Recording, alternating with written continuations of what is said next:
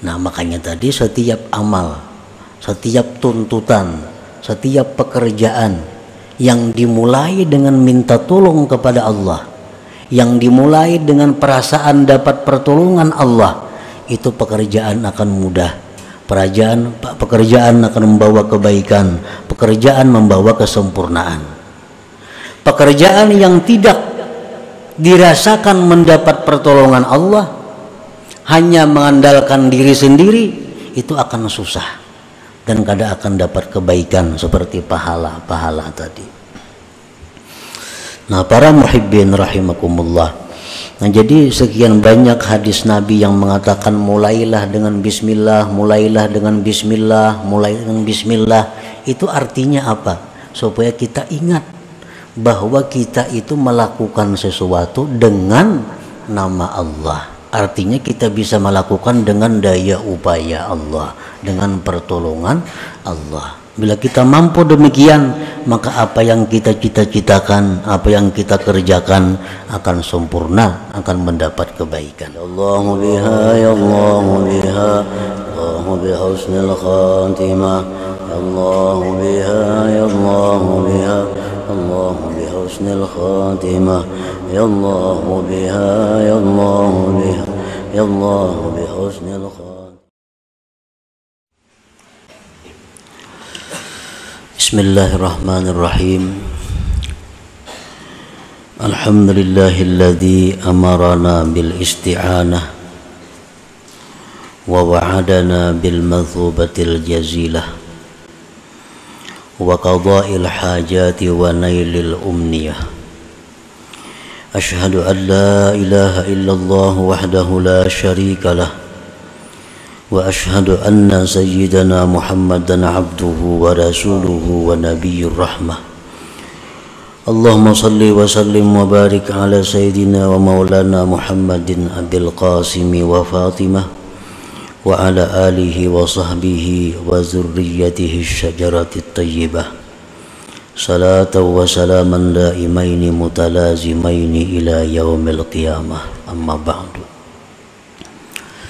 Yang kita hormati dan kita cintai para habaib dan para alim ulama, para muhibbin, hadirin hadirat rahimakumullah. Pertama-tama kita memanjatkan puji dan syukur kehadirat Allah yang telah memberikan kita taufik dan hidayah serta inayah dan berbagai macam anugerah lainnya, sehingga kita pada malam ini dapat berkumpul kembali bersama-sama di majelis yang penuh berkah ini. Salawat dan salam kita haturkan kepada junjungan kita Nabi besar Muhammad sallallahu alaihi wasallam dan juga kepada seluruh keluarga, para sahabat, zurriyat dan pengikut beliau sampai hari kiamat nanti. Para muhibbin rahimakumullah, sebelum kita melanjutkan pengajian kita hikmah yang ke-25, terlebih dahulu dalam kesempatan ini ulun menghimbau kepada seluruh jamaah yang hadir agar jangan berangkat meninggalkan majelis pengajian ini sebelum diakhiri, ditutup dengan doa. Sekali lagi ini himbauan kepada seluruh jamaah, baik laki-laki maupun perempuan, jangan berdiri meninggalkan majelis ini sebelum ditutup dengan doa atau salawat, karena yang demikian itu adalah termasuk yang sangat penting di dalam adab talabul ilm, adab menuntut ilmu.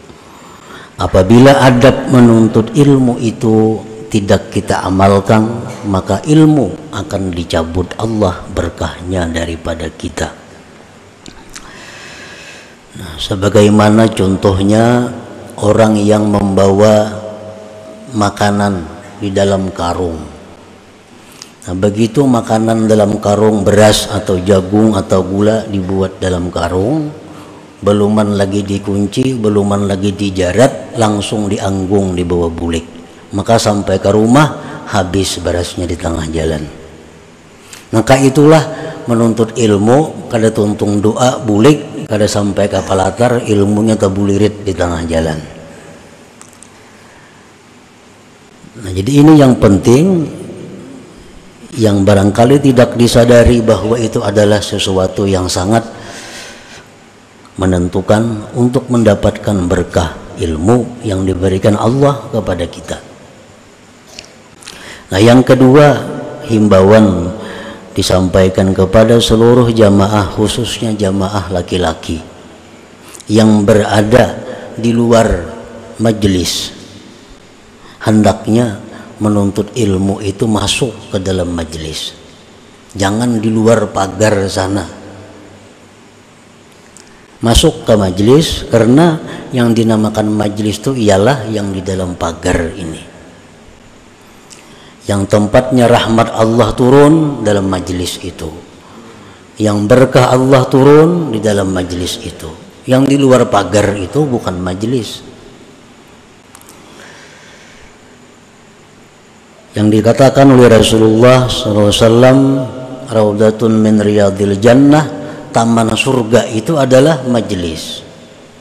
Nah, di majelis itulah kita duduk menuntut ilmu, menadahkan tangan, meminta kepada Allah Subhanahu wa ta'ala. Jadi jangan sambil duduk, sambil beruku, sambil duduk di kursi menuntut ilmu. Nah, itu kada akan dapat berkah ilmu. Yang sungguh-sungguh pun belum tentu dapat, apalagi yang sambil-sambil. Nah, jadi itu adalah sesuatu yang penting dalam adab menuntut ilmu. Jadi masuk ke dalam pagar. Kada membuat cilingan, kada apa-apa. Bapak nggak ada bersanggung duit misalnya, kada membuat cilingan, kada apa-apa. Yang di luar pagar itu masuk, khususnya jamaah laki-laki. Yang kedua, kenapa demikian? Supaya jangan tercampur baur dengan bini-bini. Nah, karena bercampur orang bini-bini buliknya, Allah kada ketujuh itu. Tuhan marah, Tuhan kada senang. Bila Tuhan kada senang, nah kita akan menjadi binasa, kita akan menjadi sia-sia. Jadi menuntut ilmu bukan kehendak seorang, bukan menurut aturan seorang, tapi menuntut ilmu ini sudah ada aturannya, sudah ada cara-caranya yang diajarkan oleh para ulama-ulama terdahulu. Bukan sekehendak kita duduk di mana-mana di atas pohon, duduk di warung, kada mau.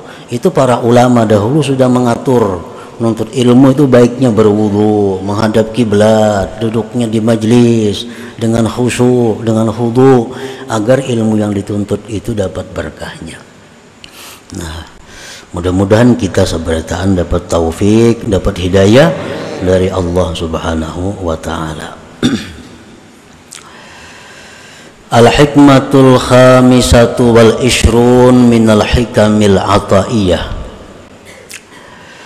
Qala al-Imam Ahmad ibnu Athaillah As-Sakandari rahimahullah wa nafa'ana bi ulumi.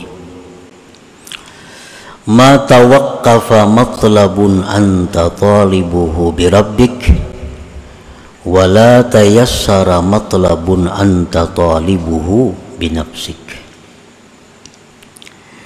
Hikmah yang ke-25 dari kitab Hikam. Berkata Al-Imam Ahmad bin Athaillah As-Sakandari, ma tawaqqafa matlabun anta talibuhu bi rabbik,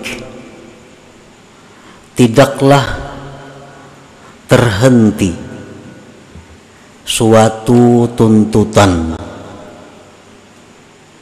yang mana engkau menuntutnya dengan Tuhan engkau.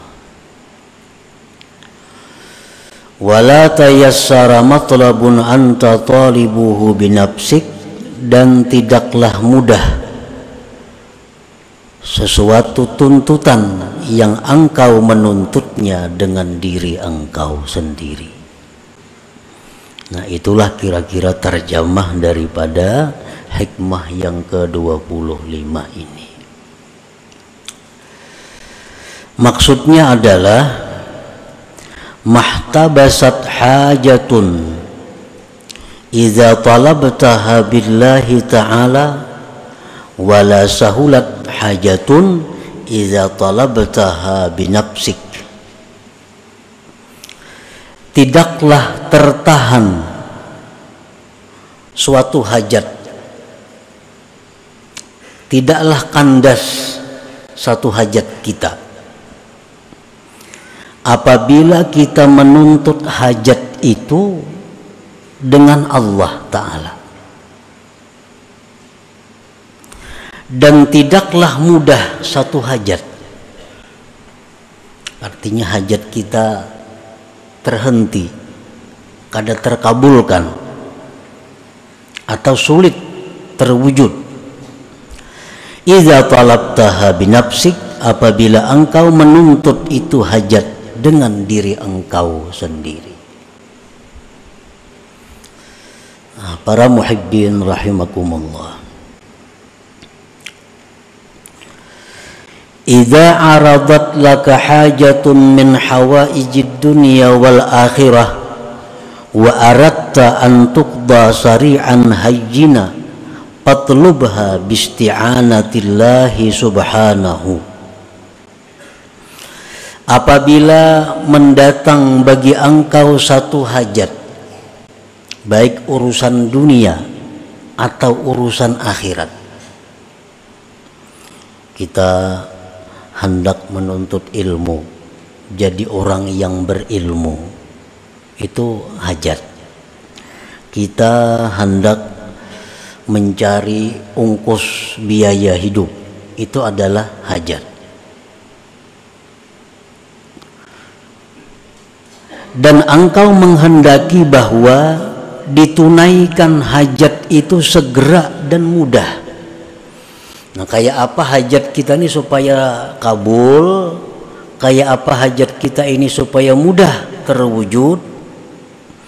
Fatlubha bisti'anatillah subhanahu, maka tuntutlah hajat itu dengan pertolongan Allah subhanahu wa ta'ala. Tuntutlah hajat itu dengan minta pertolongan kepada Allah. Fa innaka idza talabtaha bisti'anatillah, karena engkau bila menuntut hajat itu dengan mengandalkan pertolongan Allah, tayassara amruha, mudahlah perkara hajat itu, wasahula qada'uha, dan mudahlah kabul hajat itu. Wa in talabtaha binafsik, jika engkau tuntut hajat engkau itu dengan diri engkau, sa'uba qada'uha, sulit terkabulkan, wa ta'assara amruha, dan sulit perkara hajat itu. Nah, para muhibbin rahimakumullah, di dalam mengerjakan sesuatu, kadang-kadang kita lupa bahwa kita ini bisa melakukan sesuatu itu dengan pertolongan Allah. Kadang-kadang lupa, bahkan hampir banyak lupanya, bahwa kita melakukan sesuatu itu dengan pertolongan Allah, dengan daya kekuatan Allah. Nah, kadang-kadang kita ini merasa bahwa kita melakukan sesuatu itu dengan daya kita. Kadang-kadang kita melakukan sesuatu dengan kekuatan kita. Kadang-kadang kita menghendaki sesuatu mengandalkan kepintaran, kecerdikan kita. Nah, ini yang dimaksud di dalam hikmah yang ke-25 ini. Apabila kita hendak melakukan sesuatu, maka kita ingat sebelum melakukan itu, bahwa kita melakukan ini dengan pertolongan Allah. Nah, kita ingat itu. Kalau kita ingin menghendaki sesuatu, kita ingat bahwa kita menghendaki sesuatu itu dengan pertolongan Allah.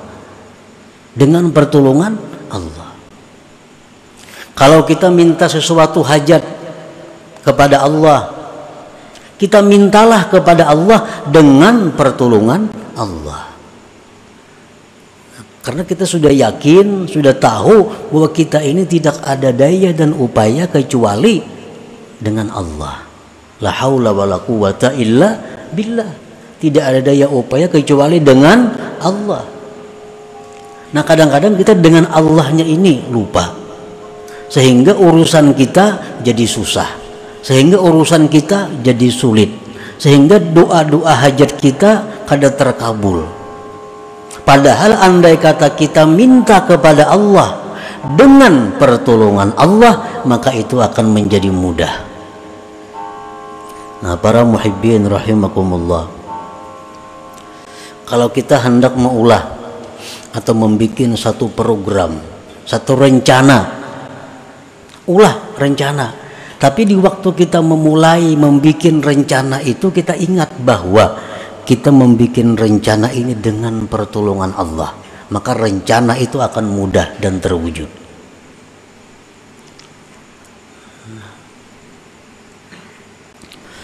Paman talaba hawaijahu bisti'anatillah qudiyat makna wa illam tuqda hissa. Barang siapa yang meminta hajat dengan pertolongan Allah, hajatnya itu ditunaikan, diluluskan pada hakikatnya, sekalipun tidak ditunaikan pada kenyataannya. Kalau kita tuh minta hajat kepada Allah dengan pertolongan Allah, dengan pertolongan Allah kita minta kepada Allah, maka itu langsung ditunaikan Allah pada hakikatnya. Nah, pada hakikatnya.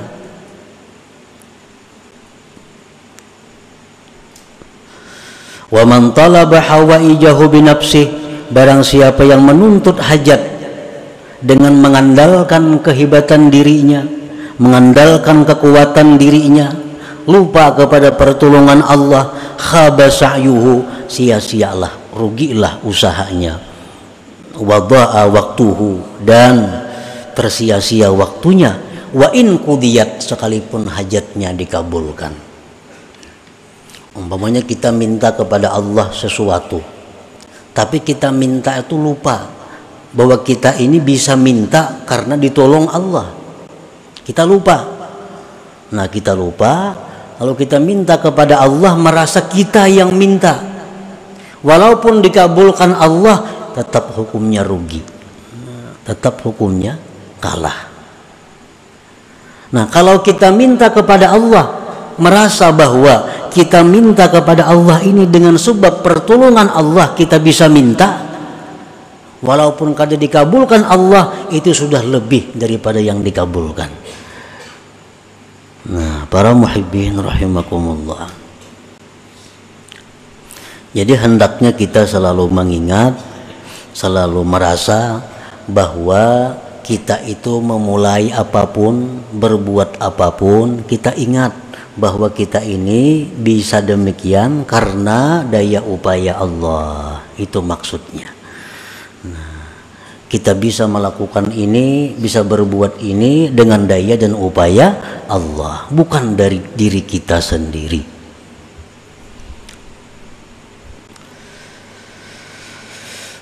Rasulullah sallallahu alaihi wasallam bersabda, la yuraddu du'aun awwaluhu bismillahirrahmanirrahim. Ujar Nabi, tidak ditolak doa seorang hamba, tidak ditolak doa seorang hamba yang dimulai dengan bismillahirrahmanirrahim. Bila kita tuh berdoa lawan Tuhan, sebelum berdoa bismillahirrahmanirrahim, itu doa kita kada akan ditolak Allah. Tapi bukan hanya mengucap Bismillahirrahmanirrahim, bukan itu. Tapi yang dimaksud adalah memahami, merasakan bahwa kita ini bisa berdoa Bismillah dengan pertolongan Allah yang Maha Pengasih lagi Maha Penyayang. Kan Bismillah itu artinya dengan pertolongan nama Allah yang Maha Pengasih lagi Maha Penyayang.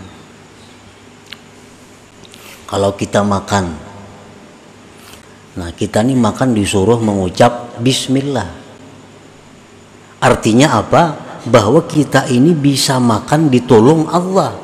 Nah, dengan pertolongan Allah yang Pengasih Penyayang, aku makan.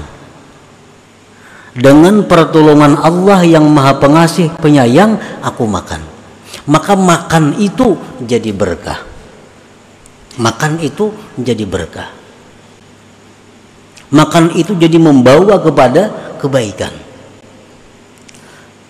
Kalau kita makan Bismillah, tapi kada tahu maknanya Bismillah, cuma kada tahu hakikatnya Bismillah itu apa. Bismillahirrahmanirrahim, makan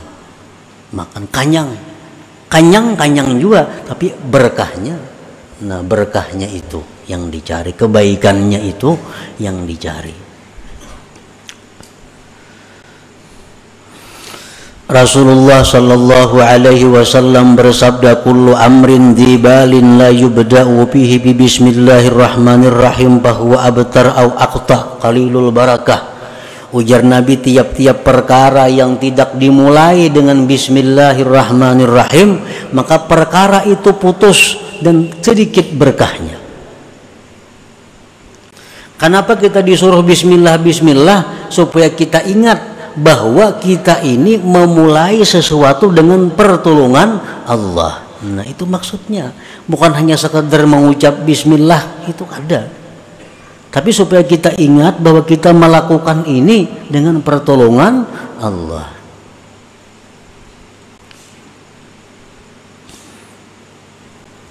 Nah, setiap sesuatu pekerjaan yang kita kerjakan dengan pertolongan Allah, itu akan selesai, sempurna, sukses, beruntung. Setiap pekerjaan yang kita mulai dengan merasakan bahwa aku melakukan ini dengan pertolongan Allah, maka pekerjaan itu akan membawa kebaikan. Inna Nuhan alaihi salam lamma rakibas safinah qala bismillah majraha wa mursaha. Nabi Nuh alaihi salam pada waktu banjir yang besar, Nabi Nuh naik kapal. Nah, beliau naik kapal mengatakan bismillah. Nah, dengan pertolongan Allah aku naik kapal, ujar Nabi Nuh. Maka Nabi Nuh selamat dan sukses, sempurna perjalanannya. Nabi Nuh. Nabi Sulaiman alaihissalam begitu ingin menaklukkan kerajaan Balkis yang sangat kuat, Sulaiman hanya mengirim surat, innahu min Sulaiman wa innahu bismillahirrahmanirrahim. Kerajaan Balkis runtuh dan takluk kepada Nabi Sulaiman. Kenapa?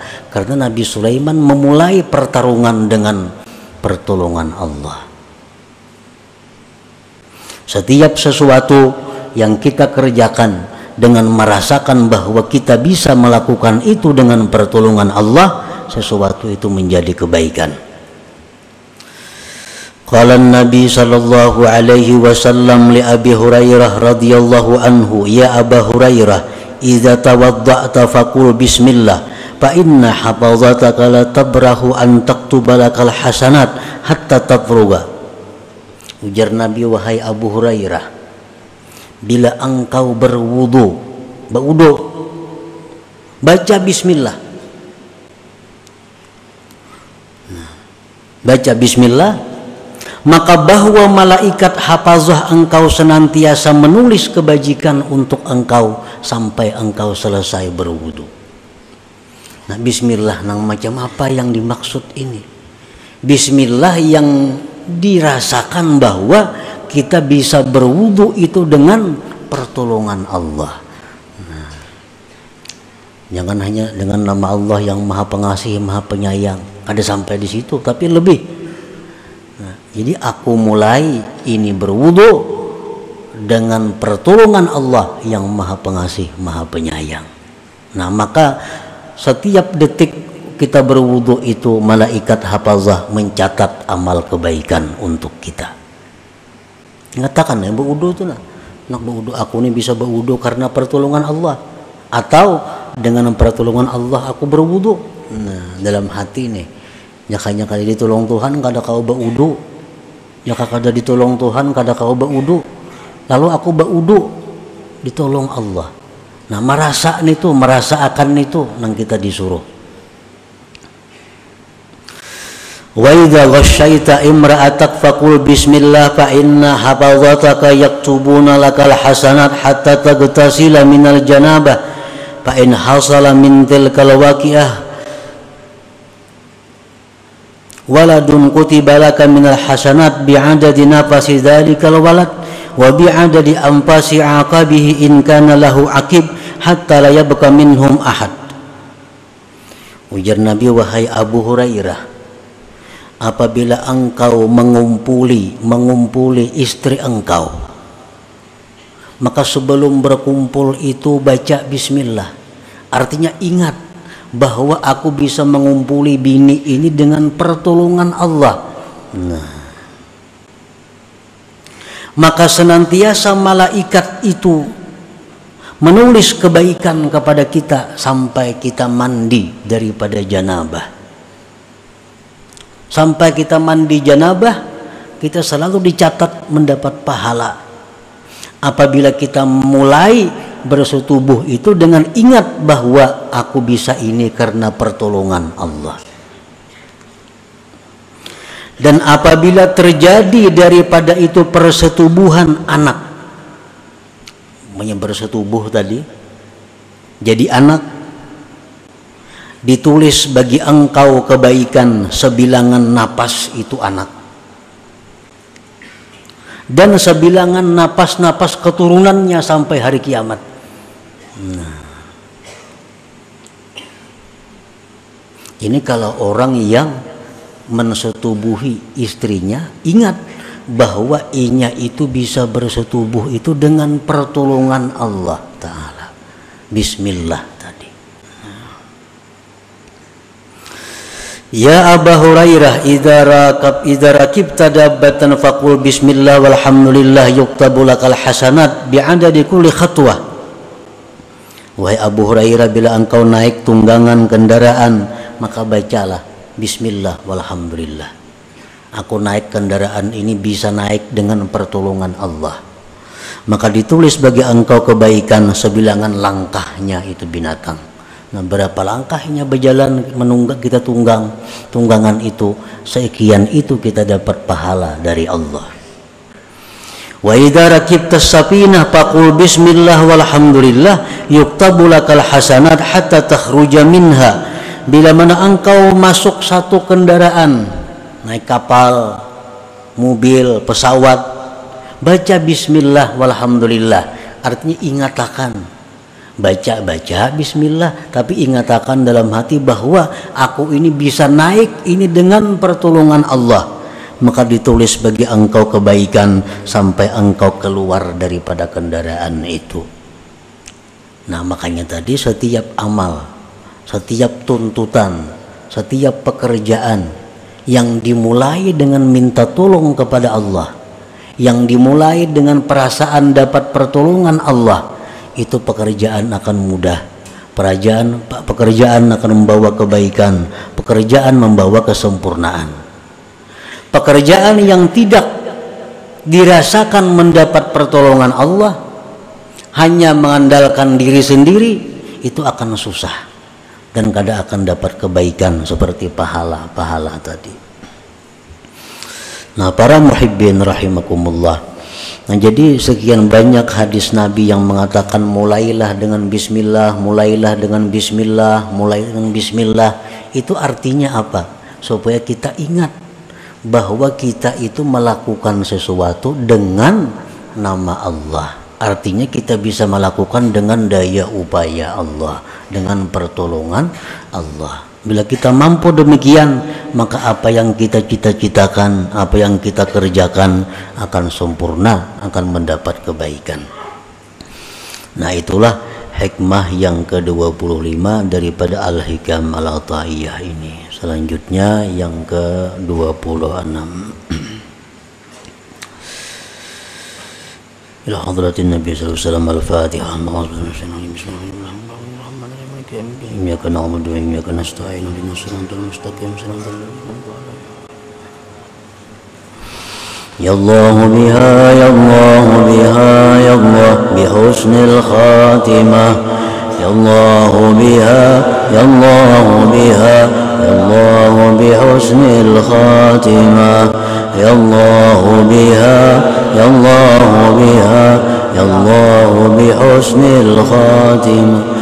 فيا أيها الرجل منه شفاعة صلوا عليه وسلموا تسليما. اللهم صل وسلم وبارك